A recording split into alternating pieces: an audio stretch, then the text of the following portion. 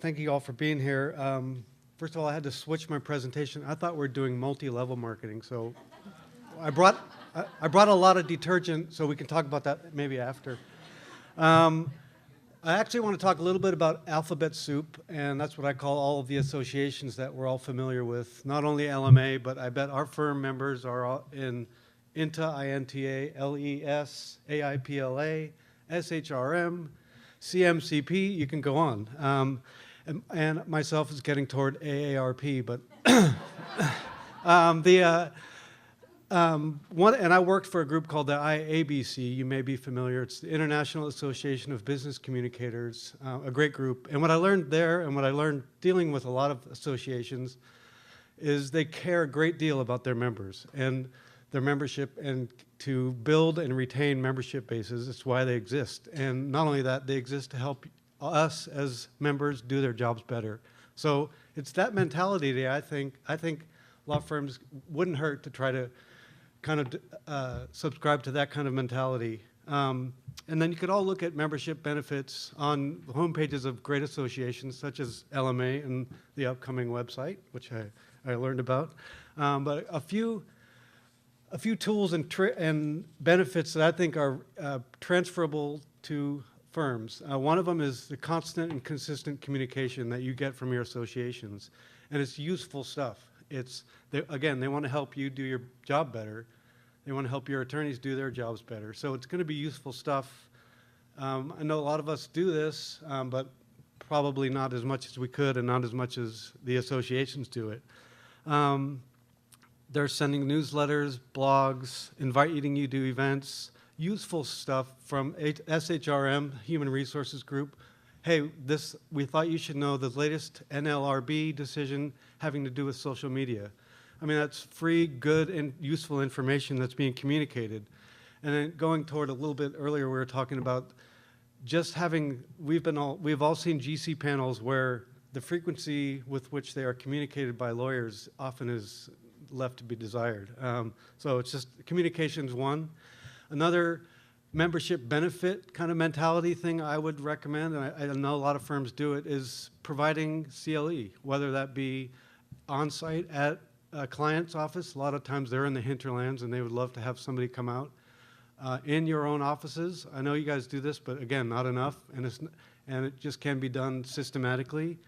Some firms, if anybody here from Littler? They have a great, and I know Nat and I worked on a couple of these. They have the national employer. They'll bring 350 to 400 clients to Phoenix for 2 days. It's CLE, but it's also treating them like royalty in Phoenix, golf and a good resort. The last one was at the JW Marriott. It's just, again, there should be a benefit to dealing with your firms. That is a benefit for Littler's clients. Another friend of mine in Kansas City, they do a full-day litigation summit. That's about 5-6 hours of CLE, and it's just a great gathering. And they have that mentality. Another way I can see a benefit package is your firms can be kind of a resource library for the in-house client, whether that be subscribing to magazines for them, going through the Nat's list of books from earlier, and providing those for, complimentary from the firm.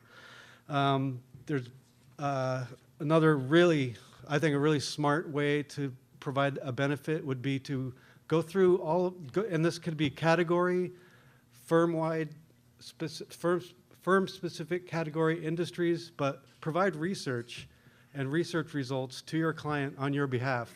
Rand, Forrester, Cornerstone, ALM has research for in-house client and compensation, and those are some thousands of dollars that you could provide to that legal department, that general counsel. That would be appreciated. You could also, and I know this happens because we did it, I've done it before, have a law firm sponsor in-house counsel's attendance at a conference that's industry category, law firm or legal market specific. It's just a great and easy commitment to make. My favorite idea that I see as a really good benefit that all of us as marketers could actually market is, I'll just call it the Business Builder Network. And Nat, you'll remember this too. We were at a LMA meeting in Minnesota probably 8 or 9 years ago. And a lady who worked for what can be, now we'll laugh about it, but it was an online grocery delivery service. Remember those? This was in the Twin Cities, and it wasn't Webvan, as Webvan ran into the web wall. But it was the woman's relationship partner at the firm she worked with put together this great idea, and it wasn't a cross-sell, but it ended up being. She thought to herself, she's a forward-thinking, kind of a marketing-thinking attorney at a firm, which is great. She said, let's look through my client list at the firm and see what I find. So she had a woman client who was a Webvan, let's call it. She found another client that was just beginning to develop apartment buildings in the Twin Cities. Let's put those two together. What a great idea. And it became a great relationship. And so I think all of us have, look at your client lists for the firms. I'll bet you could find half a dozen great matches. And it doesn't have to be a really formal cross-sell initiative. It could be a coffee. It could be, it's just another way the benefit mentality they took hold of that firm. And if this kind of sounds like an investment, and it is, but let's face it, we've all seen some marketing dollars not used so smartly. So this is an easy, I think it's investment in funds and time, but it's also a mentality that think about how your associations treat you and your attorneys, turn that around and try to have, of course, a managing partner first adopt that kind of mentality. And I think it would be beneficial to the firms and to your members. There should be a benefit to membership for your firms and your clients. That was super fast, so thank you.